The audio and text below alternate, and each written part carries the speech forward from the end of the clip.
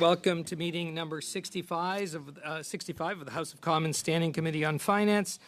Pursuant to the House Order of Reference adopted on Wednesday, June 22nd, 2022, and pursuant to the motion adopted by the committee on Wednesday, October 19th, 2022, the committee's meeting to proceed with a clause-by-clause of Bill C-228, an act to amend the Bankruptcy Insolvency Act, the Companies Creditors Arrangement Act, and the Pension Benefit Standards Act 1985. Today's meeting is taking place in a hybrid format pursuant to the House Order of June 23, 2022. Members are attending in person in the room and remotely using the Zoom application. I would like to make a few comments for the benefits of witnesses and members. Please wait until I recognize you by name before speaking. For those participating by video conference, click on the microphone icon to activate your mic, and please mute yourself when you are not speaking. Interpretation for those on Zoom, you have the choice at the bottom of your screen of either Floor, English, or French. For those in the room, you can use the earpiece and select the desired channel.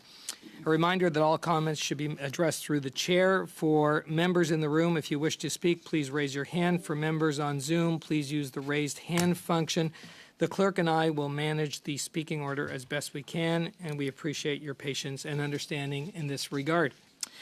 To help us with the clause-by-clause consideration of Bill C-228, I would now like to welcome our witnesses, but members, I wish to inform the committee that we have 4 witnesses with us. We did test them all. One is not able to participate due to the testing could not go through.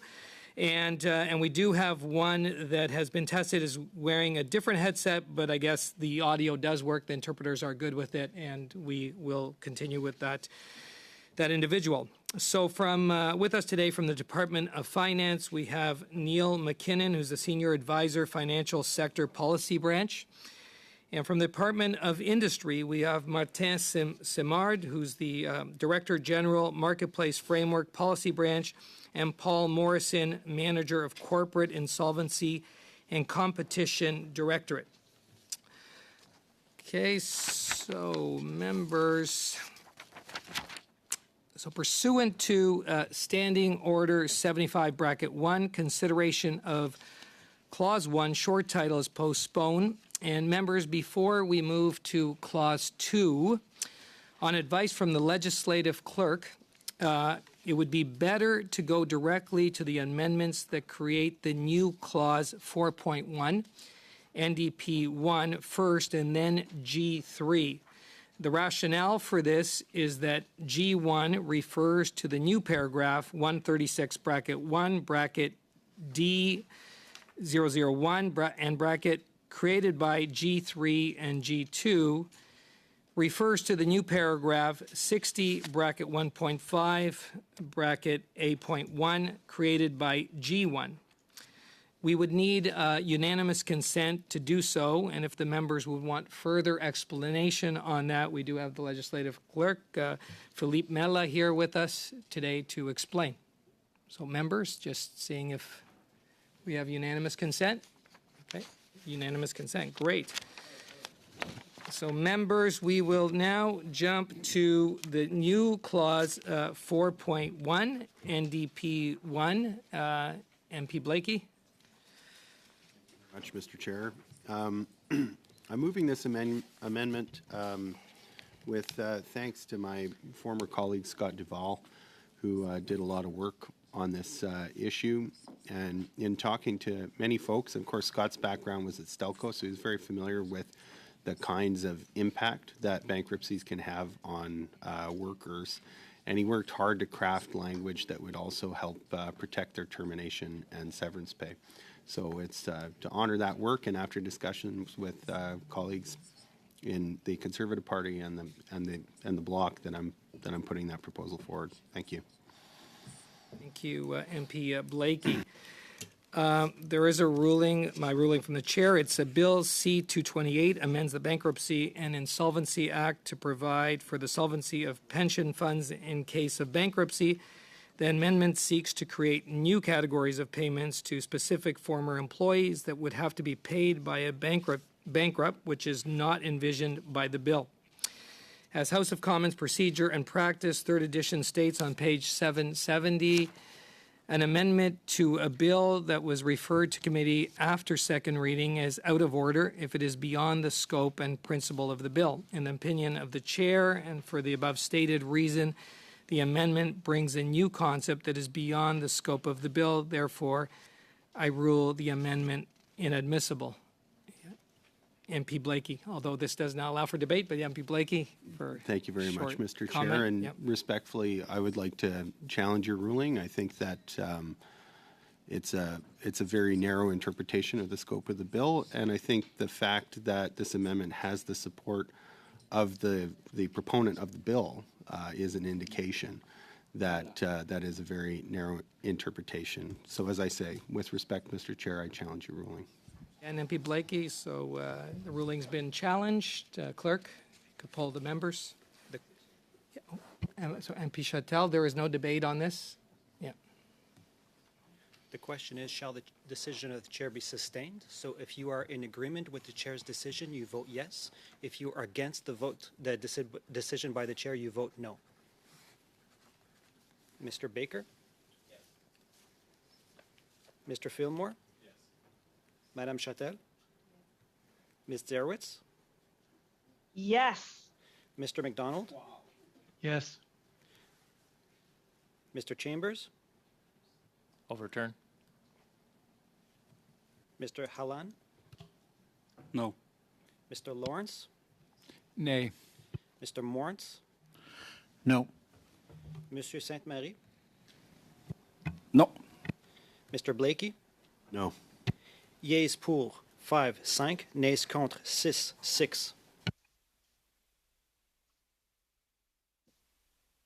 And overruled, overturned. And members, I don't know, MP Chattel, any further debate on this? Yeah. Yeah, thank you, Chair. And, well, I agree it's extending the scope, but also what I'm worried about is we have been talking with witnesses, we have been talking about pension, we have been talking about especially those defined benefit pension. Severance payment are complex in their own right, and we haven't had a chance to study at all, to ask questions to witnesses on this, and I'm concerned about the impact on other creditor and other employees, because again, this is a limited scope to certain employees, mostly that are unionized, and it would not cover those that are not part of a union, if I understand correctly. So I'm disappointed that we couldn't discuss further, that we couldn't ask more questions about this. But all that being said, on the general principle of this legislation and helping pensioners, I totally agree with the principle, and I hope that we can find a compromise with the proposed amendment. And finally, I will just say that there is the Wage Earner Protection Program.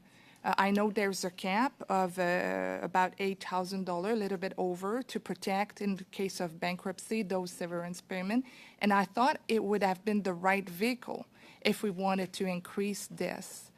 So for all those reasons, I would hope that we could debate this issue of severance payment in at another time with the proper legislation.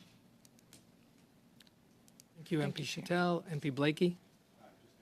Information, the provision does not apply only to unionized workers. There's a reference so that termination and severance pay found in a collective agreement would also be protected, but the amendment clearly also refers to acts of parliament or legislatures of a province under which entitlements to severance and termination sometimes accrue. MP Blakey? No more discussion? Okay, great. Okay, so shall NDP 1 carry?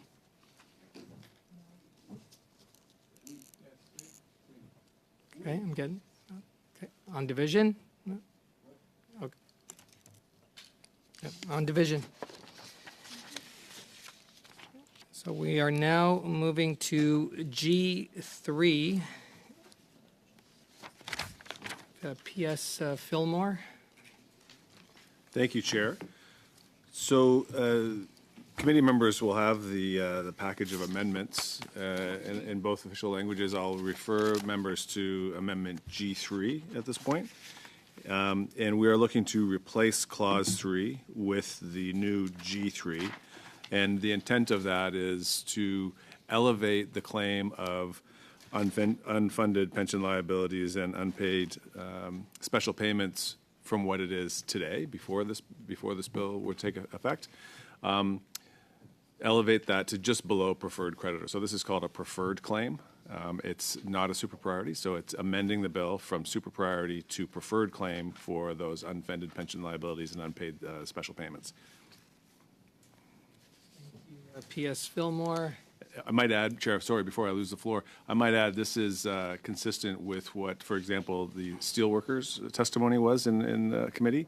And the intention, of course, is that it provides more ability for the companies being restructured to do just that, to restructure. It allows them to continue with their credit worthiness, to have access to additional credit rather than having loans called, and overall improves the abilities for restructuring and for the pension liabilities to be met and for current employees to remain employed. Thank you. Thank you, P.S. Fillmore. MP Samari. Oui, merci. Thank you very much.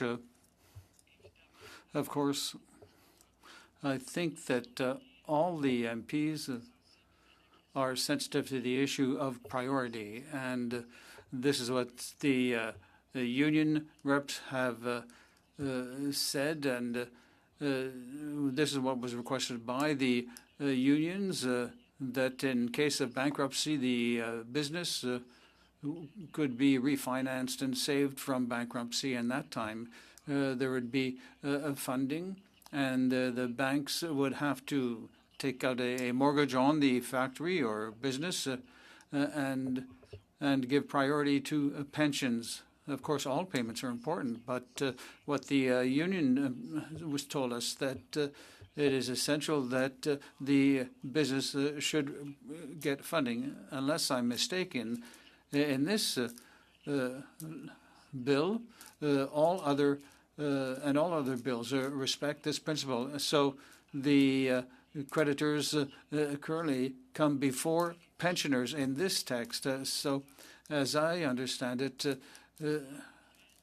and if we compare with my colleagues, Madeleine's colleague, this would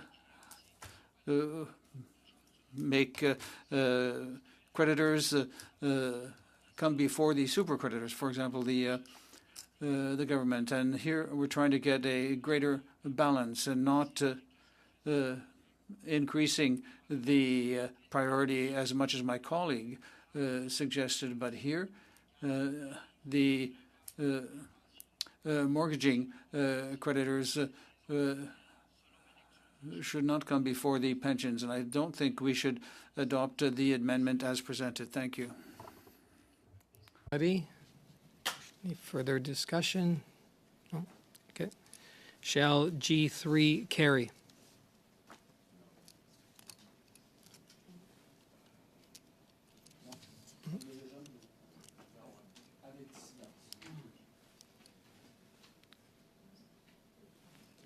Yes. Yeah. So recorded vote. We will proceed to a recorded vote on G3. Mr. Baker. Yes. Mr. Fillmore. Yes. Madame Chatel. Ms. Derwitz.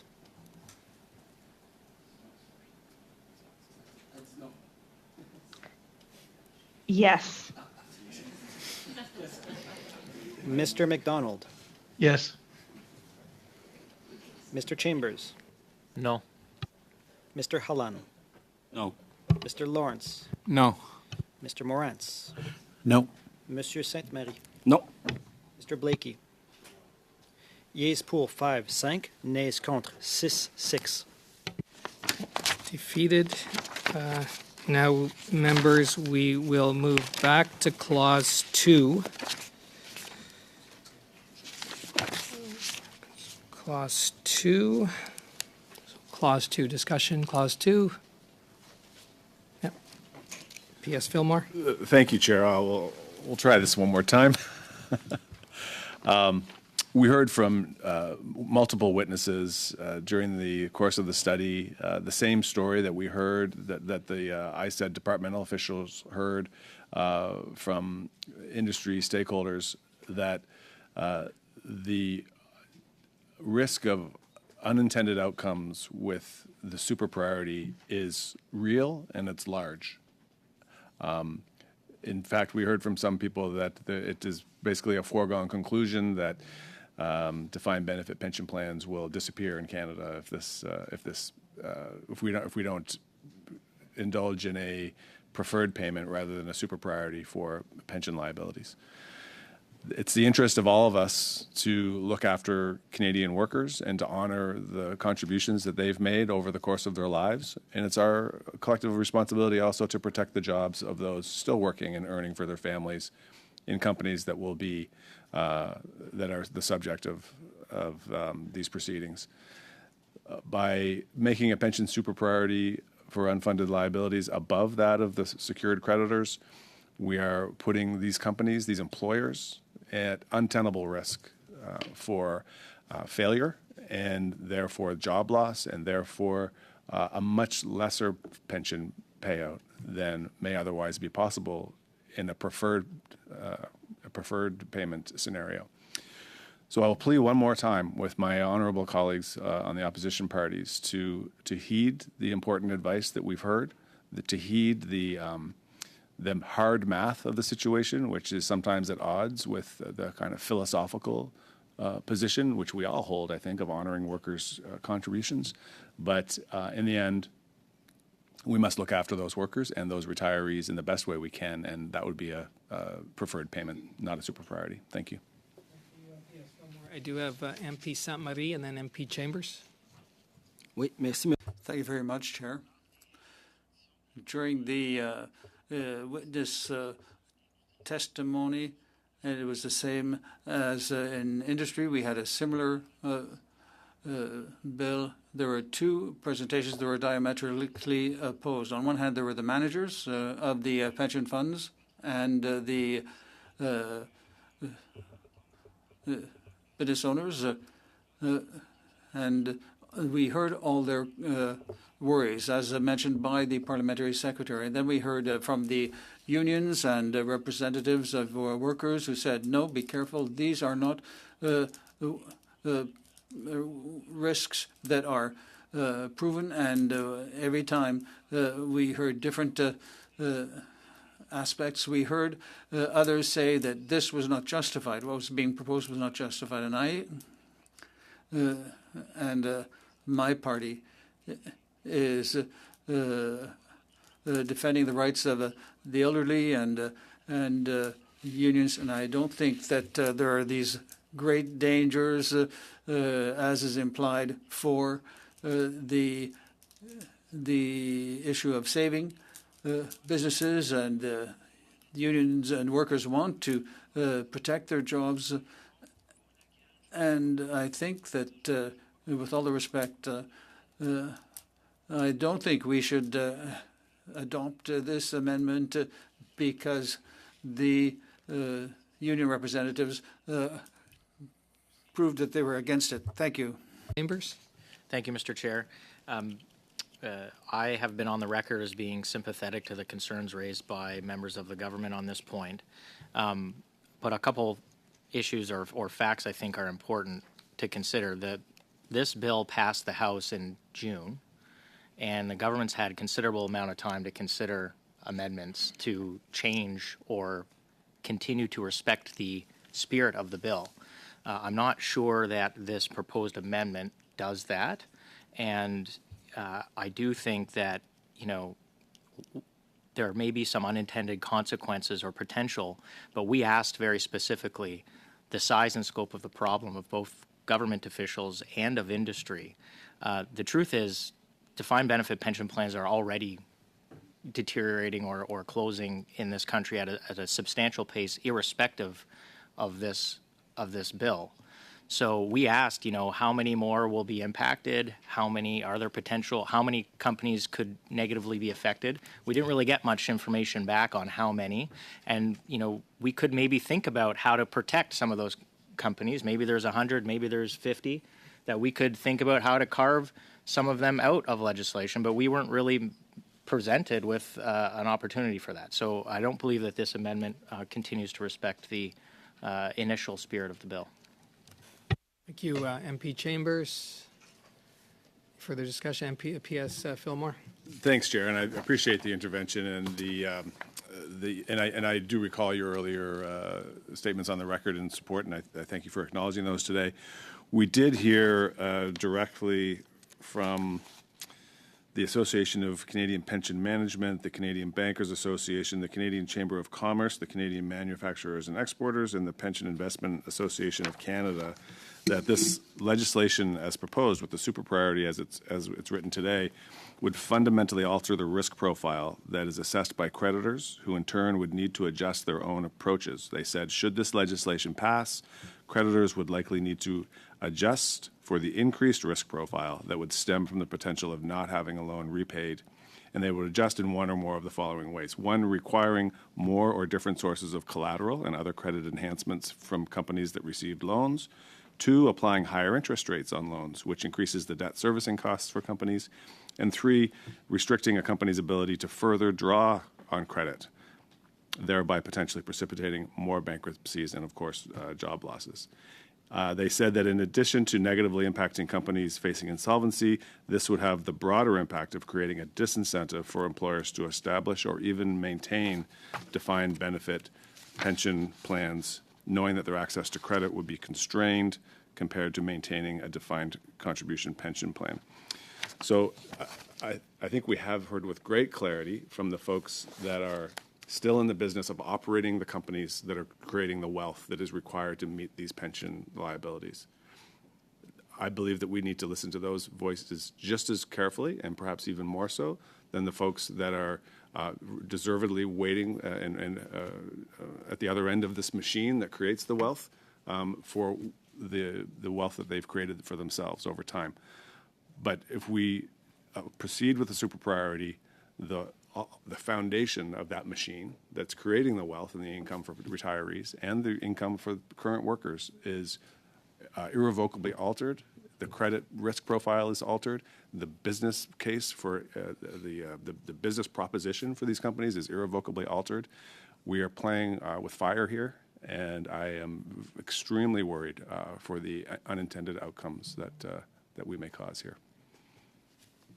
Thank you, PS Fillmore. Do I have MP Saint-Marie? Oui, merci.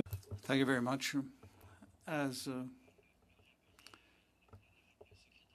the parliamentary secretary recalled, it's not the bosses that create the wealth of a business. It's all the workers and the management. The problem is that all the witnesses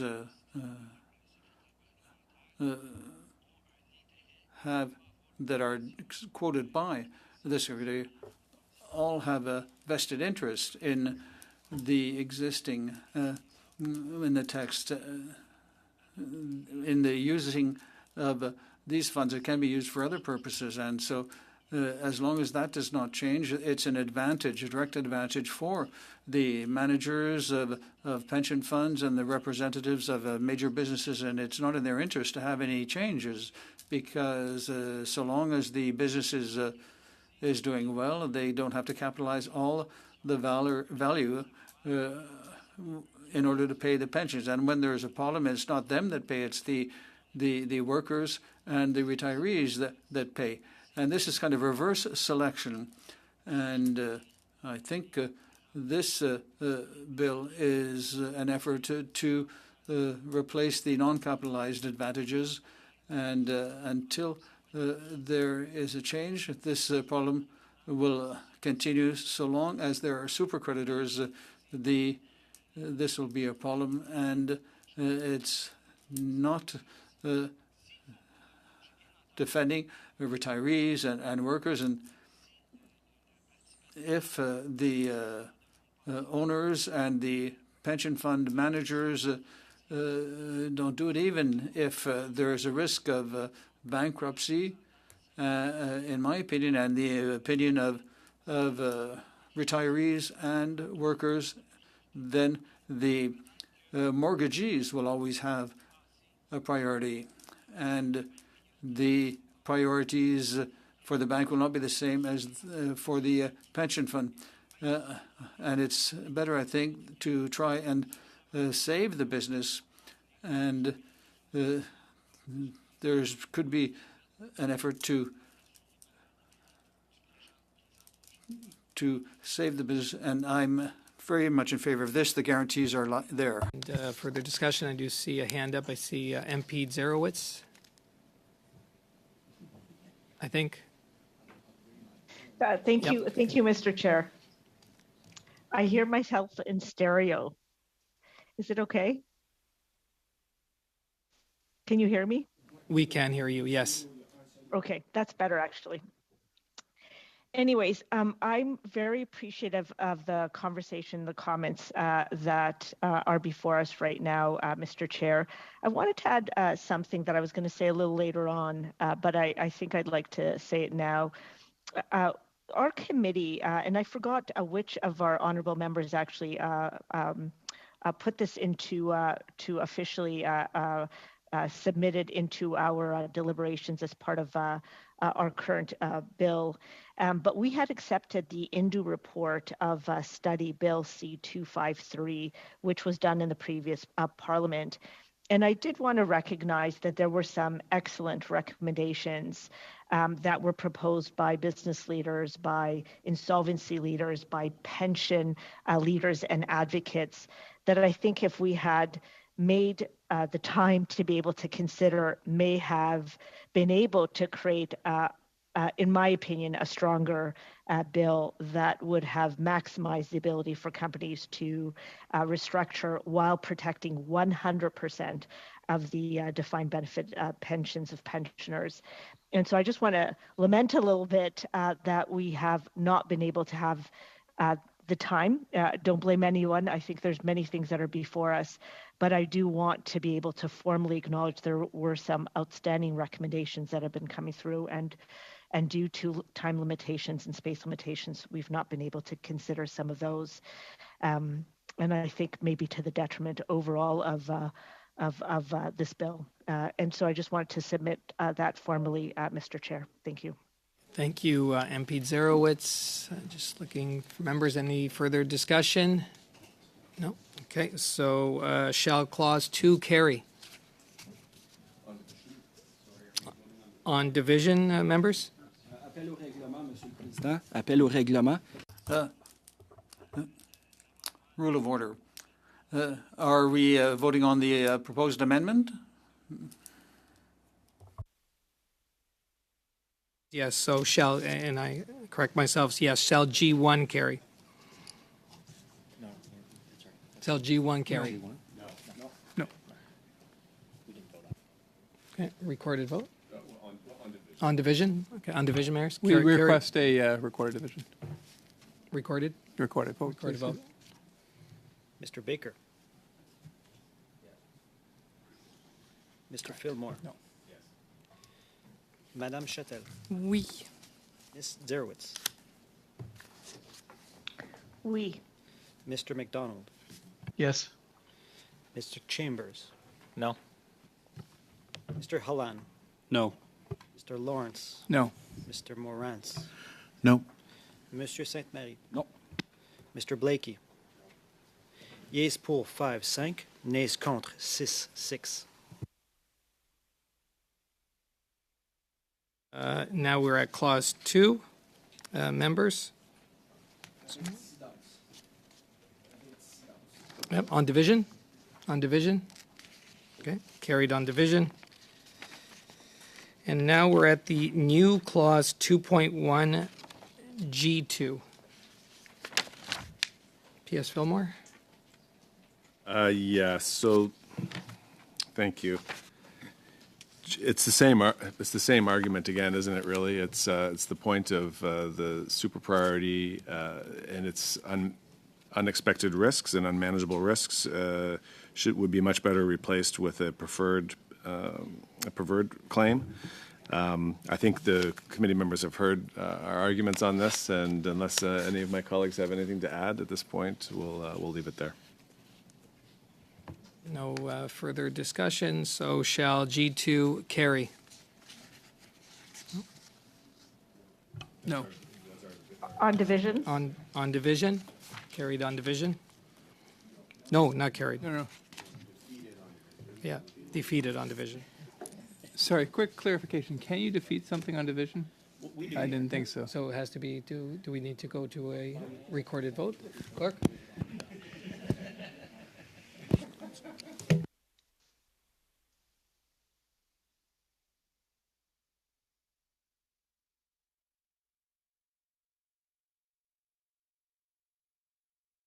It is just defeated. So G2 defeated. Shall clause, no, now we're moving to clause 3.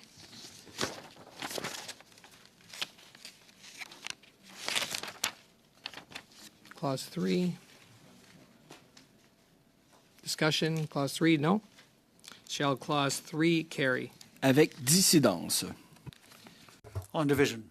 Division, carried on division. Okay, now we're going to clause 4. Shall clause 4 carry? Avec dissidence. On division. On division, Sorry, carried on Mr. division. Chair. Sorry, just one point of. So we did the amendment, so it's with the amendment there. Sorry, Mr. Chair. Is that correct? Yes. With clause, you're talking about clause 4? Clause 4, we amended it with 4.1 NDP 1, right? Am I correct there? I think it doesn't create a new clause So, 5 yeah, there because was then you have to no- renumber your clauses. So it creates 4.1 as an independent clause between okay. clause 4 and Got clause it. 5. Thank you, Dan. So there was no amendment on clause 4 as MP Blakey just brought up. So then we went to 4.1. We had got through that and also through, Hey, man, you guys are the ones who vote, you know? we are now at members at clause 5, and this is G4. P.S. Fillmore? Keeping up with you here, Chair. Your breakneck pace is difficult to keep.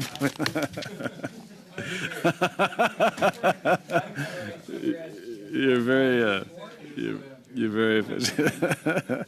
Yeah, so we're talking about clause 5, and this again is relating to the super priority problem. I guess I'm going to call it that today. Now, previously I had spoken about the super priority problem in relation to the Bankruptcies and Insolvencies Act. This clause is referring to the CCAA, which, if members would like, I've looked at my little glossary, the Companies Creditors Arrangement Act. But it's the exact same point, just under a different act, that the preferred claim is preferable and the super priority is dangerous. And so we would propose to replace Clause 5 with G4 and G5 in the package of amendments in both official languages. So members shall G4 carry? No? Defeated. So now we're at clause 5, members. Avec dissidence. On division. Division, shall clause 5 carry? Members carried on division. MP Chatel? Yeah, I do recall that there was a debate on that by the Conservative at the time, that and the suggestion that we drop clause 6. So I thought that would be what we would be doing today.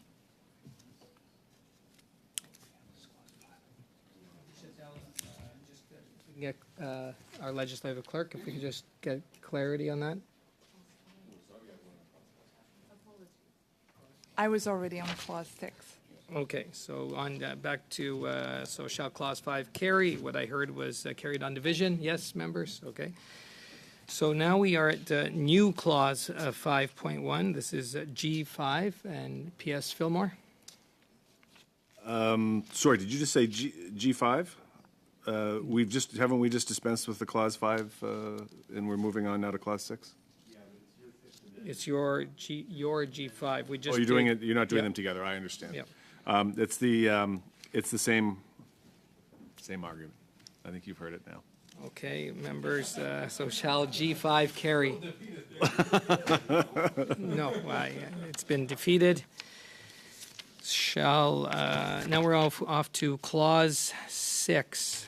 Clause 6. Discussion, yeah, MP Blakey? This is a clause that, as the sponsor of the bill, I think quite, put quite well when she appeared before the committee. There were a number of bills that went into the original drafting of this bill, and her intention was to find a path for the bill to succeed. And the insurance scheme foreseen by this particular clause is not something that would contribute to that. So I'll be voting against this clause, and I think there's agreement with at least a majority of committee members to vote down clause 6 as well as clause 7. Thank you, MP Blakey. I have MP Baker. Yeah, MP Baker. Thanks very much, Chair. I was just going to second what MP Blakey just said. I think from our perspective, I think during the discussions, I think even our MP Gladue, even during her testimony, suggested that Clause 6 should be removed and 7 as well. So we support the removal of both of those. Yeah, so what's been put on the table is the removal of clauses 6 and 7. Okay, we have unanimous consent for that? Okay, so we will remove clause 6 and clause 7. So now we are down to, now we are at clause 8. Oh, MP Baker? Thanks very much, Chair. So when we heard from finance officials, they raised the issue of the transparency requirements that are laid out in Clause 8. And I'm wondering if, I do have something I want to say, but I was wondering if we could ask the officials who are with us to reiterate the concerns that they expressed here, just to refresh our memories.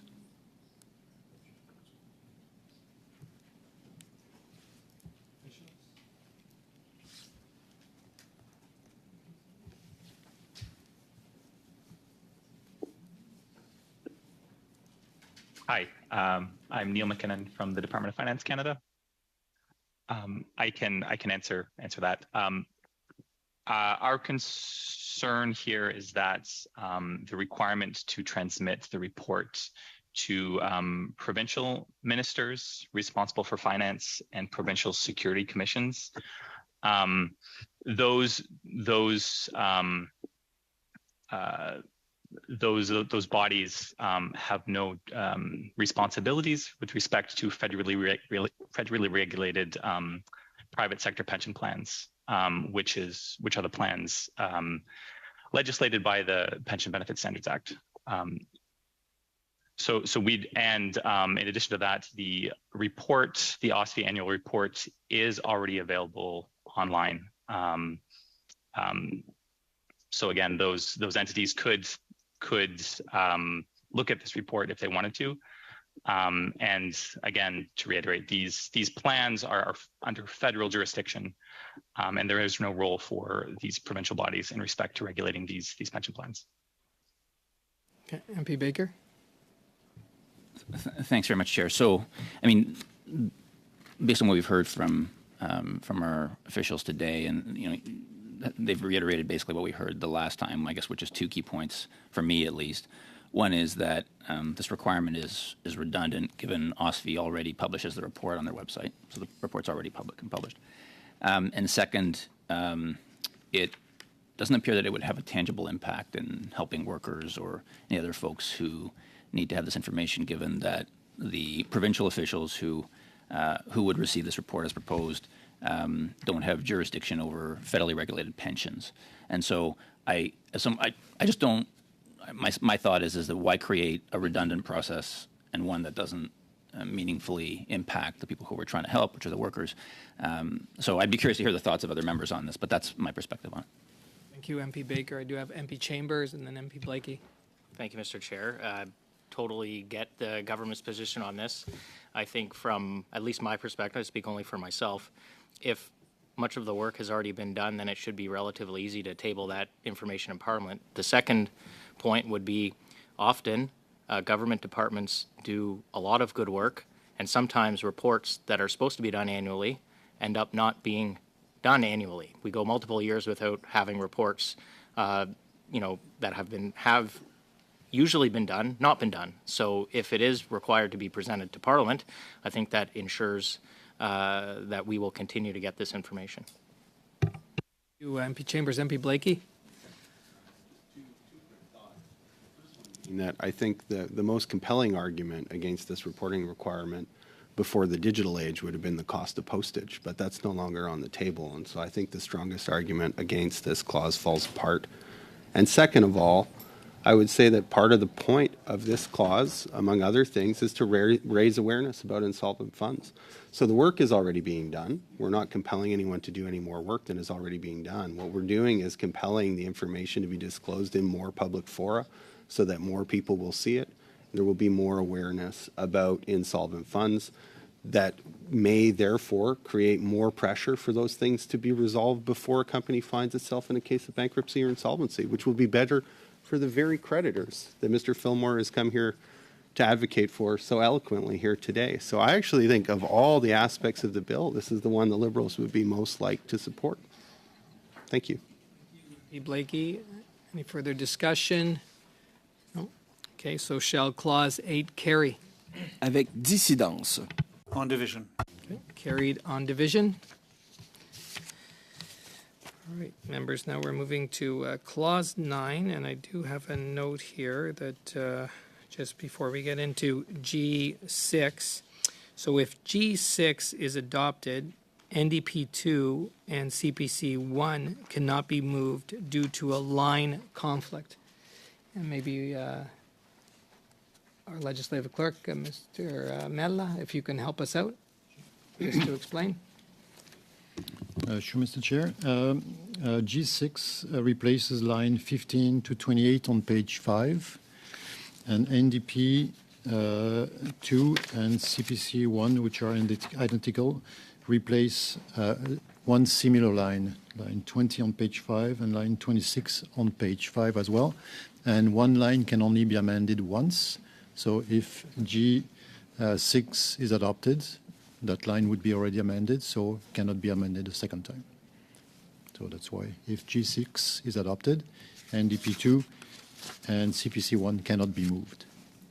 Just so members are aware, and so we're at G6, and I do have PS Fillmore. Yeah, thank you, Chair. So this is about the coming into force timeline, and the current count is 5 years, but the bill proposes to reduce that to 3.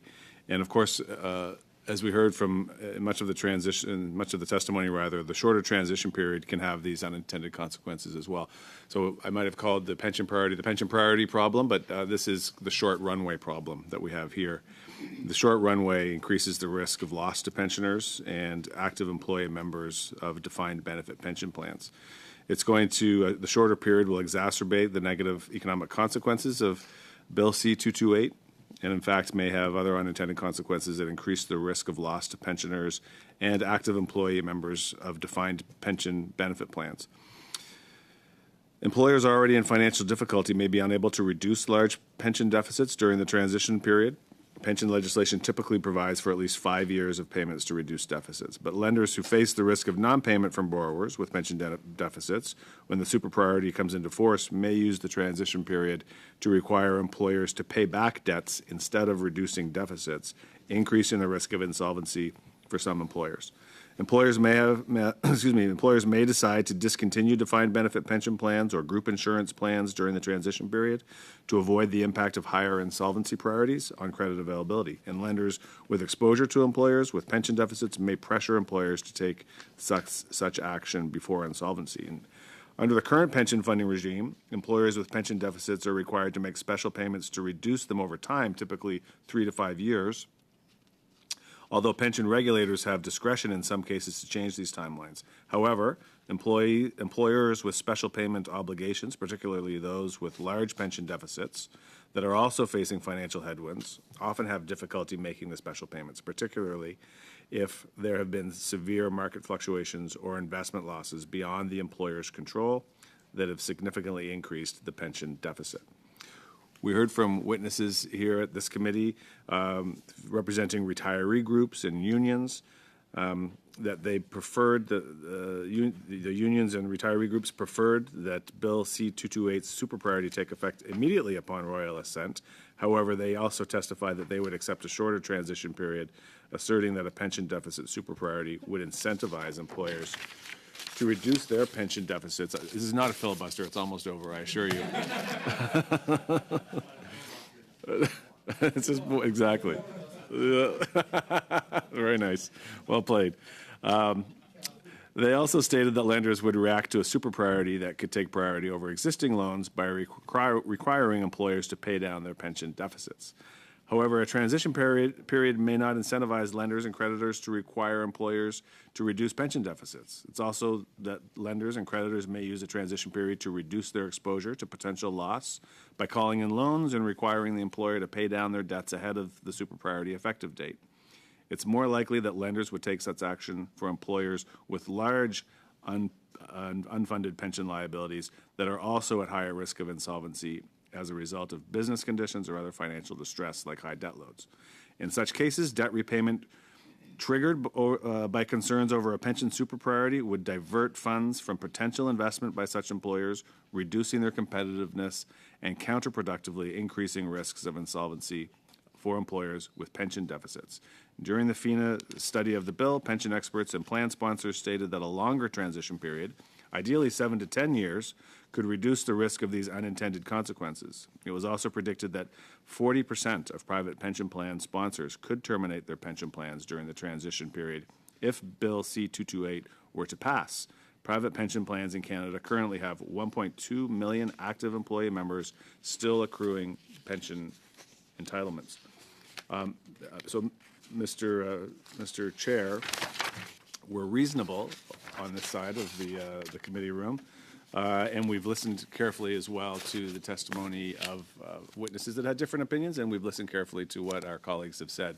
So today, as you can refer to in G6 and G7, we are looking to meet our esteemed colleagues halfway on the 3 to 5 and propose a 4-year transition period in the belief that this extra year will allow companies to reduce their deficits, renegotiate their loans with banks, and reduce the risks of bankruptcy. So there we have it.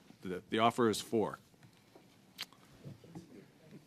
P.S. Fillmore. So members just looking for any further discussion? MP Chambers. Thank you very much, Mr. Chair. Appreciate the government's offer, at least on this point. I'll now yield the floor to my good friend, Mr. Lawrence. I'm wondering if we could just have a 5-minute break just to have a brief offline discussion, Mr. Chair, if that's possible. Thank you, sir.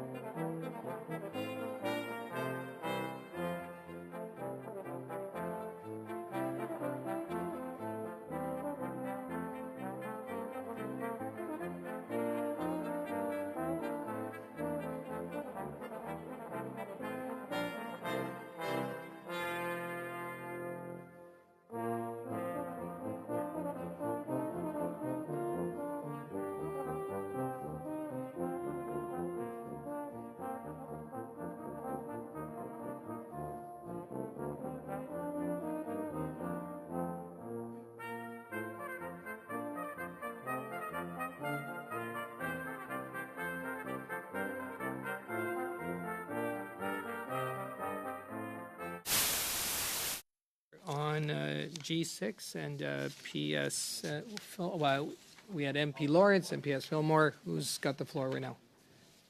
I'll bid for the floor. Okay, PS Fillmore. Thank you. I think perhaps we could simplify this one. If opposition members are amenable, I would withdraw our proposed amendments G4 and G5 and replace them with an offer to simply amend MP Blakey's amendment, striking the number 3 and replacing it with the number 4. PS Fillmore, MP Blakey. Do you want to have something to say on this? Okay with that. I believe that Mr. Fillmore may have meant to say G6 and G7, but otherwise I have no objection. Yeah. So, Yeah. yeah.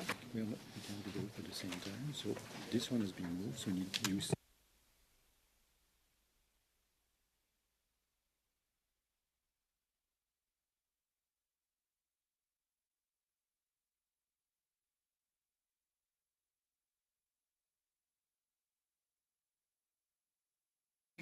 Okay, so we are on G6, and you would need PS Fillmore unanimous consent to remove it. So do we have unanimous consent to remove it? MP Lawrence on this? Yeah. Just so we're clear, NDP2 and CPC1 are the same. I'm just wondering if because the NDP have been so gracious to us, if we could use CPC1 and then just amend that and do the sub-amendment, make that 4 years, and remove the G6 and G7, if that's... I'm not sure if I can put that all on the floor at the same time, but that's the plan. So MP Lawrence would be asking MP Blakey not to move NDP2. Okay, that's what you'd be requesting. And we have unanimous consent to remove the G6 and that NDP2 would not be moved, and we are now moving to CPC 1, correct? Yes, and we'd move a sub-amendment to change it from 3 years to 4 years. Okay, and a sub-amendment to CPC 1 to move it from 3 years to 4 years. Okay, and MP Blakey? Mr. Chair, if you seek it, you'll find unanimous consent to pass that amendment and the main amendment all at once. And let's throw in clause 9 on division and call that done while we're at it. So we right now are on CPC 1 as amended.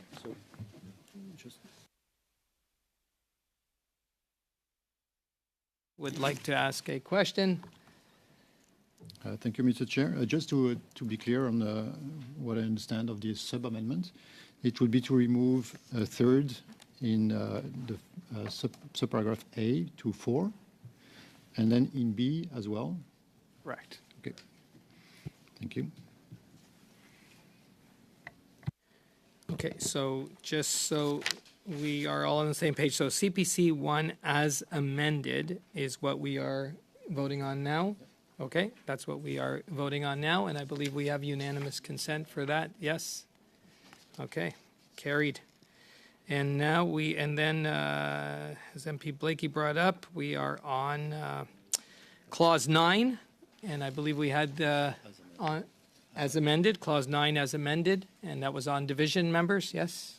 Okay, on division. And that brings us to new Clause 10, and that is G7. So, or do we not? Yep, PS Fillmore. G7, I believe we withdraw that as part of the previous arrangement. Yeah. Okay. Yeah. So that's been withdrawn. So that brings us to one moment here. Yeah.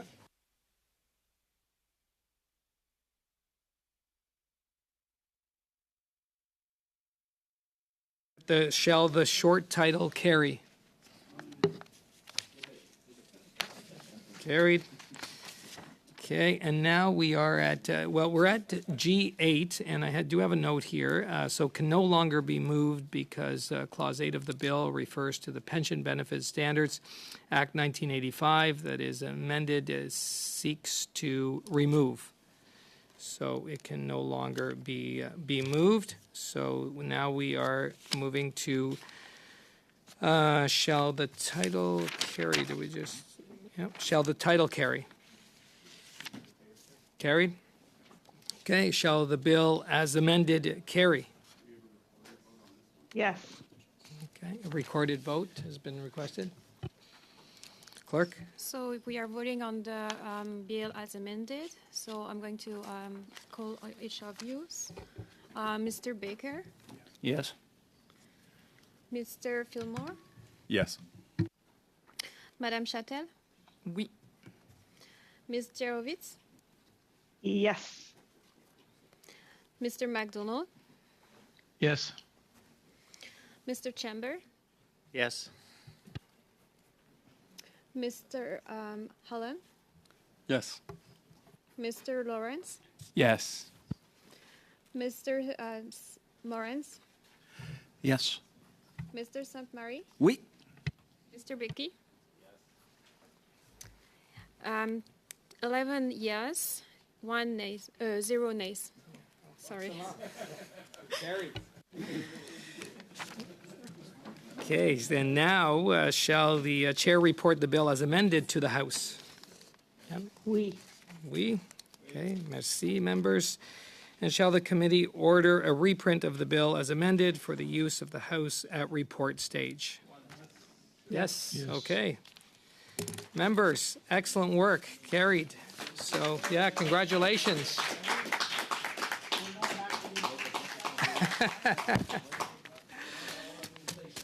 Members, have a great evening. Shall we adjourn? I think you're yes. Adjourn. Bye. All right, Philippe, thank you. There's your notes, all your great notes.